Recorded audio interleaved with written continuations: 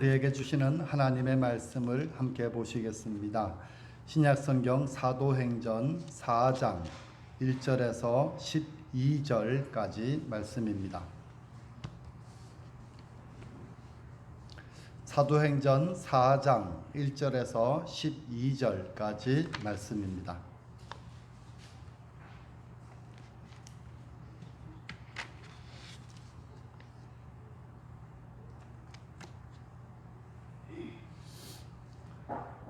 제가 한 절 읽고 여러분들이 한 절 읽으면서 같이 읽도록 하겠습니다.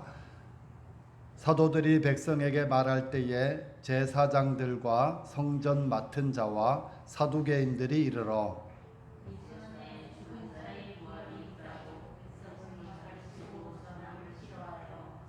그들을 잡음에 날이 이미 저물었으므로 이튿날까지 가두었으나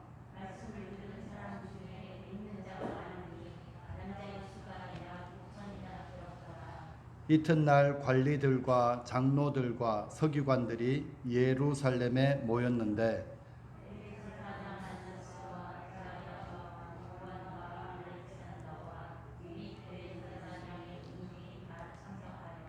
사도들을 가운데 세우고 묻되 너희가 무슨 권세와 누구의 이름으로 이 일을 행하였느냐?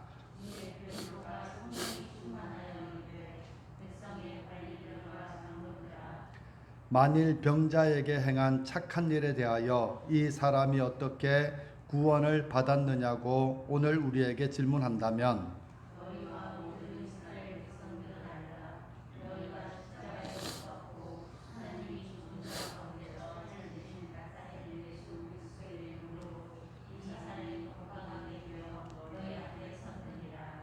이 예수는 너희 건축자들의 버린 돌로서 집 모퉁이의 머릿돌이 되셨느니라.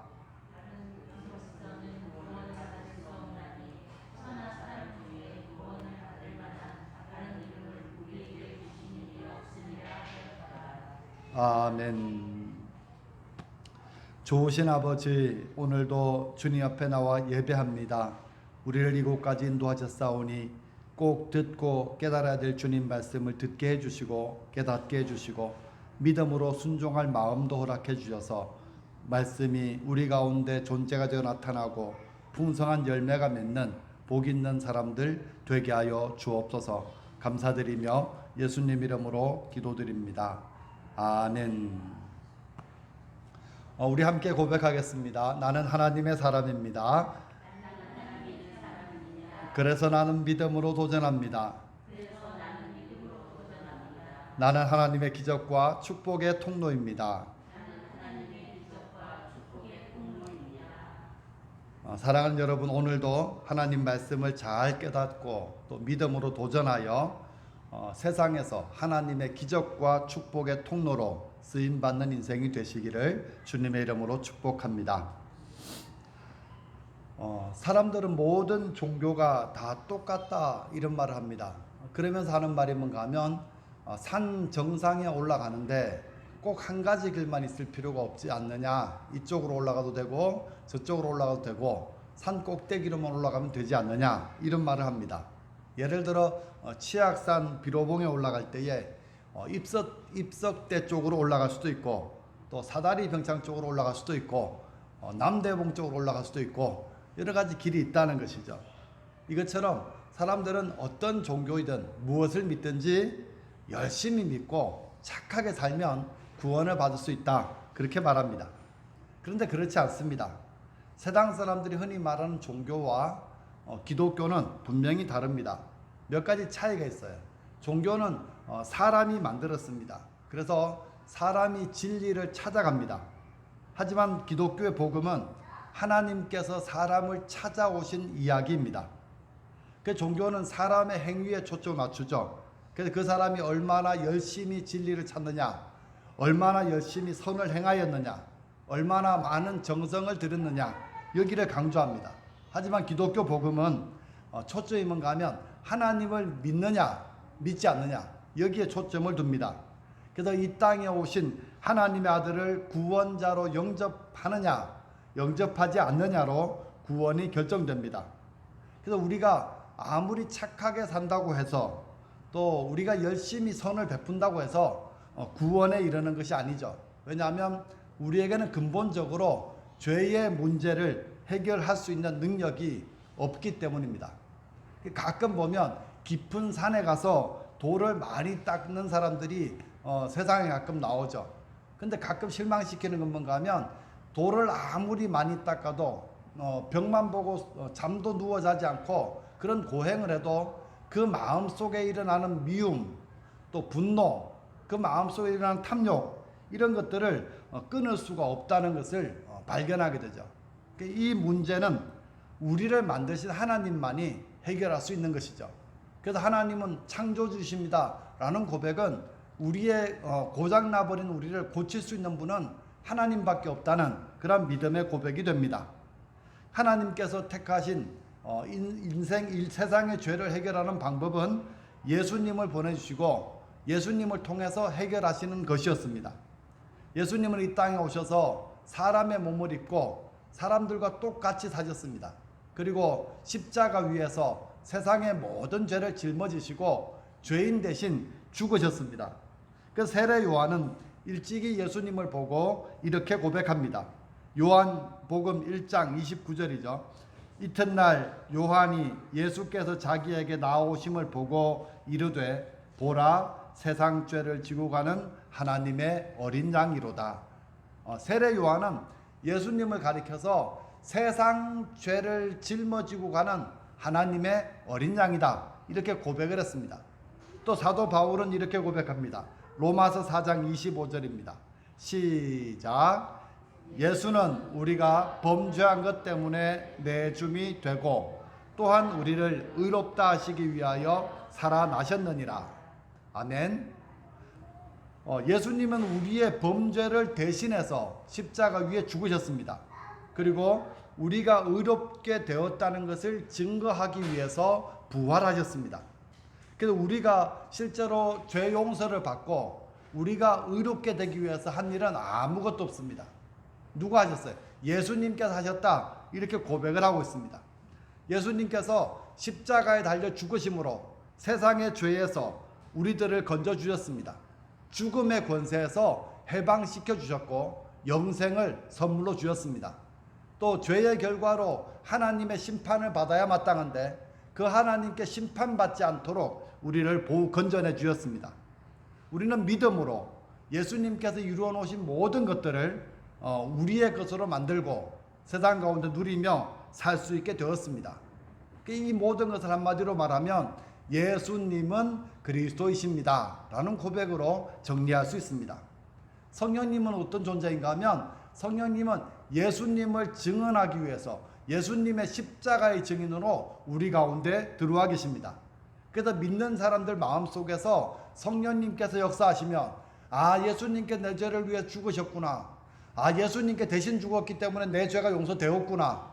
이제 나는 죄와 상관없고 사망과 상관없고 하나님의 그 심판과 상관없는 존재가 되었다는 것을 깨닫고 알게 됩니다. 성령님을 통해서 내가 하나님의 자녀가 되었구나. 하나님이 우리 아버지구나 라는 것을 알게 됩니다. 성령님을 모시고 사는 사람, 그 사람이 바로 그리스도인입니다. 성령님을 모시고 사는 사람은 되는 대로 살지 않습니다. 자기 마음대로 살지 않습니다. 무엇에 사는가 하면 주님께서 원하시는 삶, 그 삶에 관심을 가지고 살게 됩니다. 주님께서 원하시는 삶은 우리가 성령님의 이끌림을 받고 또 땅끝까지 이르러 예수님의 증인되는 삶을 살기를 원하십니다. 사도행전의 이야기가 바로 그 이야기입니다. 여러분 계속 사도행전 들으면서 마음속에 기억해야 될 것은 뭔가 하면 성령님의 다스림을 받게 되고 성령님의 이끌림을 받게 되는 사람들이 생겨났다는 거예요. 그들이 한 일이 뭔가 하면 박해와 고난과 어려움에도 굴복하지 않고 그들은 목숨을 내어놓고 예수님의 증인되는 삶을 살았다는 것이죠. 그들의 입에서 나왔던 메시지는 딱 한마디예요. 예수님이 그리스도이십니다. 예수님이 그리스도이십니다. 그렇게 외쳤습니다. 지난주에 나면서부터 못 걷게 된 한 사람이 이제 일어서게 되고 또 걷고 뛰며 하나님을 찬양하며 성전에 들어가게 된 이야기를 살펴보았습니다. 성령 충만했던 베드로는 지금 문 앞에 앉아 성전 문 앞에 앉아서 구걸하던 이 사람에게 정말로 필요한 것이 무엇인지를 알았습니다. 은과 금이 그 사람을 변화시키는 게 아니라 구원하는 것이 아니라는 것이죠. 그래서 내게 있는 것을 내게 주노니 곧 나사렛 예수의 이름으로 일어나라 하면서 그 사람을 일으켜 냈습니다. 6절 말씀이죠. 6절. 베드로가 이르되 은과 금은 내게 없거니와 내게 있는 이것을 내게 주노니 나사렛 예수 그리스도의 이름으로 일어나 걸으라. 베드로가 이 사람에게 준 것이 뭡니까? 바로 예수의 이름이죠. 나사렛 예수의 이름이죠. 다시 말하면 성령 충만했던 베드로의 마음속에 예수님으로 가득 채워졌다는 것이고, 그가 은과 금은 없을지라도 이 소중한 이름, 이 예수의 능력, 이 예수의 이름을 그 사람에게 줄 수 있었다는 것입니다. 더 놀라운 사실은 이 이름을 받았던 이 사람이 예수 그리스도라는 그 이름 때문에 전혀 새로운 사람의 삶을 살게 되었다는 사실입니다. 그는 성전 문 앞에 매일매일 나왔지만 한 번도 성전 안에 들어가 볼 수 없었습니다. 하나님께 예배하지도 못했습니다. 그런데 자기 발로 일어서서 걷기도 하고 뛰기도 하면서 하나님을 찬양합니다. 그리고 성전에 들어가서 예배하는 사람으로 바뀌어지게 되죠. 이 사람 안에 예수 이름 때문에 하나님 나라가 임하였다는 것을 알 수 있습니다. 오늘 본문의 이야기는 그 다음 이야기입니다. 이제 깜짝 놀란 사람들이 베드로와 요한을 붙잡았어요. 이때가 몇 시라 그랬죠? 제9시 기도 시간이라고 그랬죠. 그 제9시 기도 시간에 오후 3시인데 그때 기도하기 위해서 많은 사람들이 성전에 올라가고 있다가 이 장면을 본 거죠. 그러니까 베드로와 요한을 붙잡은 거예요. 이 놀라운 기적이 어떻게 된 것이냐 궁금한 것이죠. 그리고 붙잡아 놓고 더 많은 사람들이 모여듭니다. 자꾸 모여듭니다. 그리고 베드로가 무슨 말을 하나 귀를 기울이고 있게 되겠죠. 그런데 베드로의 첫 마디를 보십시오. 12절 말씀입니다. 베드로가 이것을 보고 백성에게 말하되 이 사람들아 이 일을 왜 놀랍게 여기느냐? 우리 개인의 권능과 경건으로 이 사람을 걷게 한 것처럼 왜 우리를 주목하느냐? 이 말을 잘 보시면 베드로가 지금 뭐라고 말하는가 하면 이 일이 우리의 능력과 우리의 경건으로 한 일이 아니다 이렇게 말하죠. 왜 우리를 주목하느냐? 왜 우리를 주목하느냐? 이게 성령 충만 받은 모습이에요. 우리 같으면 내가 손잡고 이렇게 했더니 일어섰어 이렇게 말하고 싶은데 그 말씀 전혀 하지 않고 왜 우리를 주목하느냐? 왜 내가 한 것처럼 나를 주목하느냐? 지금 그렇게 말하고 있습니다. 16절 말씀 보죠. 16절 같이 읽어봅니다. 시작. 그 이름을 믿음으로 그 이름이 너희가 보고 아는 이 사람을 성하게 하였나니 예수로 말미암아 난 믿음이 너희 모든 사람 앞에서 이같이 완전히 낫게 하였느니라. 베드로가 하는 말은 뭔가 하면 우리가 한 것이 아니라 그 이름이 이렇게 했다 이렇게 말하고 있습니다. 그 앞에 그 이름이 어떤 이름이에요? 너희가 예수님을 죽였지만 하나님께 다시 살리신 그 예수, 하나님께서 영화롭게 하신 그 예수의 이름이 그 일을 했다는 것이죠. 그러면서 하나님께서 예수님을 주와 그리스도가 되게 하셨기 때문에 그 예수의 이름이 또 그리고 예수님을 믿는 믿음이 이 사람을 온전하게 했다 그렇게 설명합니다. 그리고 나서 그들에게 회개하고 예수를 믿으라고 선포합니다. 여기서 말하는 회개는 뭔가 하면 예수님을 안 믿는 자리, 예수님을 배척하고 부인하는 자리에서 돌이켜서 예수님을 믿는 자리로 돌아서는 것을 회개라고 말합니다. 베드로가 증거한 사실은 자기 자신의 능력, 자기 자신의 경건 이것이 아니라 바로 예수님이 그리스도라는 사실, 그 사실을 증거했습니다. 그런데 문제는 뭔가 하면 이 설교를 듣고 어떤 사람들은 맞아 예수님을 믿어야지 이렇게 생각하는 사람들도 있었지만 어떤 사람들은 마음이 굉장히 불편해졌습니다. 그 대표적인 부류가 유대인 종교 지도자들이었습니다. 그들은 어떤 사람들이 예수님을 십자가에 못 박은 사람들 아닙니까? 예수님 같은 건 필요 없다 죽여서 없애버린 사람들이 바로 종교 지도자들입니다. 근데 그들에게 예수님이 부활했다 이 사실도 굉장히 마음이 불편한데 지금 그 이름으로 기적이 일어난다는 사실을 더 못 견디는 거죠. 자, 오늘 1절과 2절 말씀을 같이 읽어봅니다. 시작. 사도들이 백성에게 말할 때에 제사장들과 성전 맡은 자와 사두개인들이 이르러 예수 안에 죽은 자의 부활이 있다고 백성을 가르치고 전함을 싫어하여. 당시 종교 지도자들의 마음이 잘 표현되어져 있습니다. 예수님이 부활하셨다. 이건 무엇을 의미합니까? 그들이 예수님을 십자가에 못 박은 일이 잘못된 일이다 라는 것을 증거하는 이야기죠. 특별히 사두개인들이 나오죠. 이 사두개인들은 죽은 자의 부활이 없다고 가르치고 믿는 사람들이. 그런데 예수님이 부활했다. 그럼 우리가 십자가 예수님 박은 것 자체가 잘못된 거 아닙니까? 그리고 그 이름으로 기적이 일어나는 거예요. 부활이 없는데 어떻게 이런 일이 일어나냐는 것이죠. 그래서 너무너무 싫어하죠. 그 맨 끝에 보시면 2절 끝에 보시면 싫어하여. 지금 이 사람들의 마음에는 이 미움과 분노와 이 불편한 마음이 그대로 담겨져 있습니다.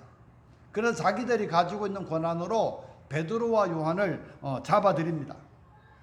그래서 베드로와 요한은 실제로 기도하러 가다가 구걸하고 있던 한 사람, 나면서부터 걷지 못한 사람에게 복음을 전하고 또 복음을 전한 결과 그가 온전해졌고 하나님 나라를 경험하게 되었습니다. 좋은 일을 한 거죠. 선한 일을 한 것이잖아요. 그런데 붙잡히게 되고 또 예수님을 죽였던 사람들과 만나게 되는 겁니다. 여러분 생각 어떠세요? 성령 충만해서 복음을 전했고 또 성령의 하나님의 구원 역사도 경험했어요. 그런데 붙잡히게 되고 예수님을 죽인 사람들과 만나게 되는 겁니다. 그런데 베드로와 요한은 이 고난 앞에서 흔들리지 않습니다. 절망하지 않습니다. 예수 믿어봤더니 이것밖에 안 되냐? 낙심하지 않습니다. 그리고 더 놀라운 것은 3절과 4절 말씀이에요. 제가 읽어드릴게요. 그들을 잡음에 날이 이미 저물었으므로 이튿날까지 가두었으나 4절 말씀을 들은 사람 중에 믿는 자가 많으니 남자의 수가 약 5천이나 되었더라. 3절과 4절은 엄청난 대조를 이루고 있습니다. 3절 말씀 뭔가 하면 지금 종교 지도자들이 베드로와 요한을 잡았다. 그리고 가두었다. 이렇게 이야기하고 있죠. 4절 말씀 뭔가 하면 그런데 그럼에도 불구하고 예수님을 믿고 구원받은 사람들이 많이 생겨났다. 부흥은 계속 일어났다. 이렇게 말하는 것이죠. 이 베드로와 요한을 보고 5천 명이 믿었다는 의미는 아니고 베드로가 설교할 때 첫 번째 설교가 3천 명이 믿었는데 이제 5천 명까지 부흥되었다. 그 이야기입니다. 여러분 사도들은 붙잡혀 갔지만 하나님의 역사는 계속되고 있다는 것을 보여주고 있습니다. 고난과 박해가 그들의 길을 막고 많은 어려움들이 그들의 발목을 붙잡고 있지만 하나님의 역사는 막을 수 없다는 것을 보여줍니다. 성령 충만한 사람은 하나님을 바라봅니다. 내가 고난을 당해도 내가 어려움 가운데 있어도 하나님 역사는 계속될 것을 믿기 때문에 눈앞에 있는 어려움 앞에 엎드리지 않습니다. 낙심하지 않고 좌절하지 않습니다. 왜냐하면 하나님께서 지금도 살아계시고 성령 충만한 사람을 통해서 일하고 계시다는 것을 알기 때문에 그렇습니다. 성령에 대해서 계속 로마서를 쭉 기록하던 바울이 마지막 로마서 그 8장 마지막 부분에 가면 성령 충만을 이렇게 결론냅니다. 하나님께서 택하신 사람을 누가 감히 고발하겠습니까? 누가 감히 하나님께 택한 사람을 정죄하겠습니까? 하나님께서 그들을 위하시는데 누가 그들을 대적하겠습니까? 누가 우리를 그리스도의 사랑에서 끊을 수 있겠습니까? 이렇게 말을 하죠. 그런데 결론적으로 하는 말이 뭔가 하면 8장 38절입니다. 나는 확신합니다. 죽음도 삶도 천사들도 권세자들도 현재일도 장래일도 능력도 높음도 깊음도 그 밖에 어떤 피조물도 우리를 우리 주 예수 그리스도 안에 있는 하나님의 사랑에서 끊을 수 없습니다. 이게 성령 충만에 대해서 사도 바울이 설명한 내용의 결론입니다. 성령 충만한 성도는 내 마음속에 예수님이 거하신다는 걸 알고 있고, 또 어떤 일이 있어도 나는 이 사랑에서 끊어지지 않는다는 것을 알고 있습니다. 그렇기 때문에 어떤 상황이 되어도 내게 하나님의 사랑이 끊어지지 않는다는 걸 알기 때문에 고난도 두려워하지 않고, 박해도 두렵지 않고, 순교를 당하는 것도 두렵지 않습니다. 오히려 그런 일을 겪을수록 더 영적인 힘을 얻게 되고 더욱더 주님을 의지하는 사람으로 바뀌어지게 됩니다. 성도 여러분, 우리도 마찬가지예요. 우리에게 고난은 있습니다. 잘 될 것 같은데 잘 되지 않는 일이 많습니다. 의욕을 가지고 도전했지만 실패를 경험할 때도 분명히 있습니다. 고난과 어려움은 우리의 삶을 흔드는 것 사실입니다. 하지만 여러분들을 향한 하나님의 사랑이 변함없이 있다는 것을 기억하시기 바랍니다. 내가 당하는 문제보다 하나님의 사랑이 더 크십니다. 내가 당하는 어려움보다 나를 사랑하시는 하나님의 사랑이 훨씬 더 크다는 것을 믿는 여러분이 되시기를 주님의 이름으로 축복합니다. 다음 날 이제 이 문제를 다루기 위해서 종교 지도자들이 다 모였습니다. 이 사람들은 마치 예수님을 붙잡아서 신문하듯이 이제 이 베드로와 요한을 붙잡고 그들에게 신문합니다. 7절 말씀이죠. 사도들을 가운데 세우고 묻되 너희가 무슨 권세와 누구의 이름으로 이 일을 행하였느냐. 이 말의 본래 의미는 뭔가 하면 너희 같은 작자들이 무슨 권세로 누구의 이름으로 이 일을 행했느냐라는 질문이죠. 여기서 눈여겨봐야 될 것은 뭔가 하면 권세라고 하는 단어, 권세. 여러분, 제사장은 하나님께서 준 권위가 있는 사람이죠. 권세가 있는 사람이죠. 하늘의 권세가 있는 사람이에요.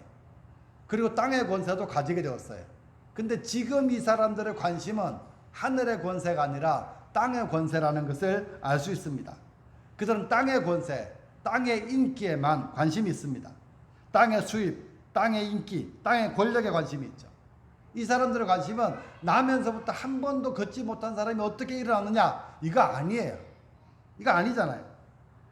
어떻게 그런 놀라운 일이 일어났지, 하나님께서 하셨지, 이런 관심이 전혀 없습니다. 정말 예수의 이름이 이 사람을 낫겠느냐, 그렇게 묻지도 않습니다. 뭐라고 묻는가 하면 너희는 백성을 가르칠 자격도 없고 권세도 없는데 왜 너희가 설교를 하고 있느냐, 그렇게 말하는 것이죠. 예전 깡패들이 주로 하는 말이 있잖아요. 여기는 내 구역이야. 여긴 내 구역인데 내 나와바리, 이렇게 부르잖아요. 내 구역인데 니네가 왜 와서 설치느냐, 지금 그렇게 말하고 있습니다. 그러면서 그 권세를 가지고 베드로와 바울을 위협하고 있습니다. 여기서 교회의 타락을 봅니다. 교회의 타락은 교회가 하늘의 권세에는 관심이 없고 땅의 권세를 좋아하게 되는 것입니다. 하나님 나라에는 관심이 없고 이 땅에서 인기를 얻고 이 땅에서 권력을 가지고 이 땅에서 세력을 넓혀가는 일에 관심을 가지고 있는 것이 바로 교회의 위기이고 교회의 타락입니다. 우리는 반대로 해야 합니다. 하늘의 권세에 관심을 가져야 합니다. 누가복음 10장 19절 말씀입니다. 내가 너희에게 뱀과 전갈을 밟으며 원수의 모든 능력을 제어할 권능을 주었으니 너희를 해칠 자가 결코 없으리라. 예수님께 주신 말씀인 줄로 믿습니까? 우리에게 권능이 있다는 거예요. 예수님이 주신 권능이 있고 예수님이 주신 권세가 있다는 거예요. 그러니까 우리가 집중해야 될 것은 뭔가 하면 바로 이 부분이라는 것이죠. 어떻게 하면 예수님을 제대로 믿을 수 있을 것인가? 어떻게 하면 내가 그 이름을, 그 예수 이름을 의지하고 살 것인가? 예수 이름으로 죄와 사망과 어둠의 권세에서 사람들을 해방시켜내는 일에 관심을 가져야 합니다. 예수 이름을 사용해서 병자가 낫게 되고 귀신이 떠나가고 예수 이름 때문에 사람들이 변화받고 새로운 삶을 얻는 일에 관심을 가지고 있어야 된다는 이야기죠. 이게 아니라 우리 교회를 크게 키우고 우리 교회가 힘을 가지고 우리 교회가 인기를 얻고 여기에 관심을 가지고 있는 것 자체가 이미 타락이라고 보여줍니다. 종교 지도자들이 지금 너희가 무슨 권세로 누구의 이름으로 이 일을 했느냐, 그렇게 묻고 있습니다. 우리도 똑같이 대답할 수 있습니다. 우리에게는 하나님이 주신 권세가 있다, 하나님이 주신 이름이 있다, 이렇게 말할 수 있습니다. 여러분, 이 권세를 알게 되시고 이 권세로 세상을 이기며 사는 그리스도인이 되시기를 바랍니다. 이제 베드로가 어떻게 합니까? 8절 말씀 보십시오. 이에 베드로가 성령이 충만하여 이르되, 베드로가 성령이 충만하여 이르되, 이 표현 굉장히 중요한 표현이에요. 지금 종교 지도자의 마음속에는 미워하는 마음이, 분노하는 마음이, 시기하는 마음이 꽉 차 있어요. 그런데 지금 그 앞에 서 있는 베드로의 마음은 성령 충만했다. 다시 말씀드릴게요. 성령님께서 베드로의 마음을 충만하게 했다는 것은 그가 성령님의 다스림을 받기 시작했다는 것이고, 성령님께서 그에게 할 말을 일러주셨다는 이야기죠. 지금부터 베드로가 하는 말은 베드로가 지어낸 말이 아니라, 베드로가 생각해서 한 말이 아니라 성령께서 베드로를 통해서 하게 하신 이야기입니다. 자, 10절 말씀이 10절. 너희와 모든 백성들은 알라. 너희가 십자가에 못 박고 하나님이 죽은 자 가운데서 살리신 나사렛 예수 그리스도의 이름으로 이 사람이 건강하게 되어 너희 앞에 섰느니라. 이 표현이 굉장히 중요합니다. 자, 종교 지도자들이 한 일이 뭔가 하면 예수님을 십자가에 못 박아 죽였습니다. 그런데 왜 죽였는가? 우리가 알고 있듯이 서기관, 바리새인, 또 뭡니까? 그 사두개인, 이런 사람들은 이미 자기 자신들이 의롭다고 생각하는 사람들이에요. 그들은 예수님이 주시는 의는 필요가 없습니다. 십자가를 통해서 믿음으로 얻는 의는 필요 없어요. 이미 자기는 율법을 지킨다고 하는 자부심이 있었고, 율법으로 나는 얼마든지 의로워졌다, 이렇게 생각하는 사람들입니다. 그래서 예수님이 자기들에게 걸림돌밖에 안 되는 거예요. 그래서 빨리 예수를 없애버리자, 그것이 그들의 결론이었죠. 그래서 예수님을 버려버린 겁니다. 그 십자가에 버렸고 죽였습니다. 그런데 하나님께서 하신 일은 뭔가 하면 죽은 자 가운데서 그를 살리셨다, 이렇게 말을 합니다. 버림받은 예수, 사람에게 버림받은 예수를 하나님이 다시 살리시고, 그 다음에 진 모퉁이의 머릿돌이 되게 하셨습니다. 이 말이 뭔가 하면 진 모퉁이의 머릿돌은 뭔가 하면 아주 중요한 돌이죠. 집을 세울 때. 그것처럼 사람들에게 버림받은 이 예수를 하나님께서 살리셔서 인생에 너무도 중요한 그리스도가 되게 하셨다, 이런 의미입니다. 지금도 세상은 그렇습니다. 자기 마음에 맞지 않으면 버립니다. 언제든지 버릴 준비가 되어져 있습니다. 그렇잖아요. 자기에게 손해가 되면 버립니다. 버리고 난 다음에는 뒤도 안 돌아봅니다. 나에게 유익이 되느냐, 나에게 손해가 되느냐, 이것으로만 모든 것을 판단합니다. 진리가 뭐예요? 나한테 이익이 되는 게 진리고, 나한테 손해가 되는 것은 언제든지 버릴 수 있다는 것이죠. 하지만 하나님은 그런 분이 아닙니다.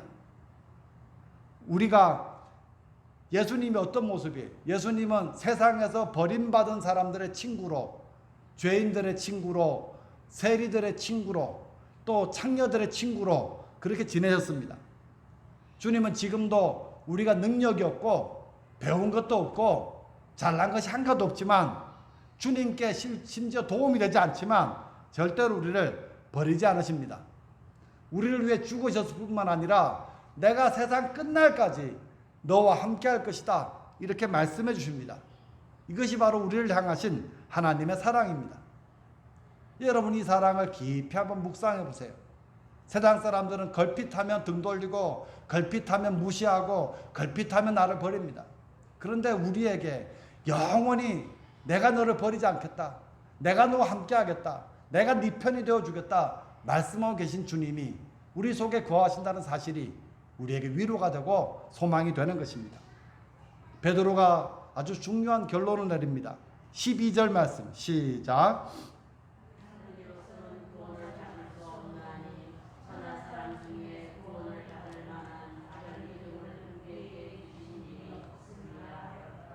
자, 이 말은 우리가 알고 있듯이 구원은 오직 예수 그리스도를 통해서만 있다는 것을 선포하는 구절입니다. 살다 보면 우리의 믿음이 흔들릴 수 있습니다. 왜냐하면 세상이 우리를 가만히 두지 않거든요. 마귀가 우리 믿음이 잘 자라도록 두질 않습니다. 우리가 예배하는 것 내 힘으로 하는 것 같죠? 아니요. 영적인 전쟁을 통해서 우리는 예배하는 자리로 나오는 것입니다. 그래서 잘 믿다가도 믿음이 흔들릴 때가 있어요. 내가 이렇게 열심히 해보려고 하는데 왜 안 되지? 잘 믿다가도 내가 예수 믿은 게 잘못된 건가? 이런 생각을 할 때가 있습니다. 그럴 때 이 말씀을 생각하십시오. 다른 어떤 것도 나를 구원해 줄 수 없습니다. 다른 어떤 사람도 나를 구원해 줄 수 없습니다. 하나님이 보내신 구원자 예수 그리스도, 그분만이 우리를 구원해 줄 수 있습니다. 그분만이 나를 죄악에서 건져내시고, 그분만이 나를 죽음에서 살려내시고, 그분만이 나를 하나님의 심판에서 건져주실 것입니다. 이것을 많이 생각하십시오. 사람들이 흔히 하는 말, 기독교는 너무 배타적이고 너무 독선적이라고 말을 합니다. 왜 예수를 믿어야만 구원받느냐? 아까 산 이야기했잖아. 어디든 올라가면 될 거 아니냐? 그렇지 않습니다. 이것은 배타적이고 독선적인 고백이 아니라 복음의 유일성, 복음의 절대성을 이야기하는 것입니다. 지금은 포스트 모더니즘 시대라 그러죠. 이 특징이 뭔가 하면 절대 진리라는 걸 인정하지 않습니다. 절대 진리는 없다는 거예요. 너도 옳고 나도 옳고 이렇게 서로 상대적으로 인정해 주는 거죠. 불교에도 구원이 있고, 이슬람교에도 구원이 있고, 천주교도 구원이 있고, 기독교도 구원이 있다. 이러면 다 좋잖아. 얼마나 좋아요. 그런데 다른 종교에도 구원이 있고 다른 종교를 믿어도 좋다, 상관없다, 그렇게 말하면 편합니다. 그러나 진리는 뭐라고 이야기하는가 하면 다른 이로서는 구원을 받을 수 없다. 성경 말씀 하나님의 뜻은 그렇다고 이야기를 하는 거예요. 예수님이 그리스도이십니다. 예수님을 통해서만 구원받을 수 있습니다. 이것이 진리입니다. 여러분, 진리는 애매하지 않습니다. 진리는 뭔가 하면 참과 거짓을 분명하게 구별할 수 있어요. 여러분, 1하고 0.5하고 똑같아요? 다르잖아요. 2 곱하기 2는 5예요? 2 곱하기 2는 4가 돼야 되죠. 정확한 겁니다. 근데 그게 불편하세요, 여러분? 2 곱하기 2가 4라는 게 기분 나쁘세요? 하늘에 태양이 한 개밖에 없는 게 불편해요? 그렇지 않잖아요. 그 진리는 분명한 거예요. 옛날부터 지금까지 분명한 진리예요. 근데 지금 많은 사람들이 불편해 한다고 해서 진리가 진리 아닌 것이 진리가 될 수는 없다는 이야기입니다. 하나님은 한 분뿐이시고, 하나님은 우리의 창조주가 되시고, 우리 인생의 근본적인 죄에서, 죽음에서, 심판에서 우리를 구원하시기 위해서 예수님을 보내주셨고, 하나님께서 보내주신 구원의 방법은 예수 그리스도를 믿고 영접하는 것밖에 없다는 것이 진리라는 것이죠. 성령 충만한 사람은 이 사실을 알게 되는 겁니다. 그래서 예수 이름, 그 예수 이름을 알고, 예수 이름의 권세를 알기 때문에 예수님의 이름을 사랑하고, 예수님의 이름을 의지하고, 예수님의 이름을 증거하며 그렇게 사는 거예요. 그래서 기독교인들을 예수쟁이라 부르잖아요. 입만 열면 예수 그런다고요. 예수 빼고는 도무지 설명되지 않는 사람들이 기독교인이었단 말이죠. 과연 여러분 그러십니까?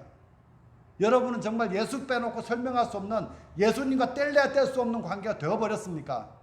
아니면 예수 없어도 괜찮은, 예수 없어도 그럭저럭 볼만한 그러한 모습입니까? 성령님은 예수님을 증거하기 위해서 이 땅에 오신 하나님이십니다.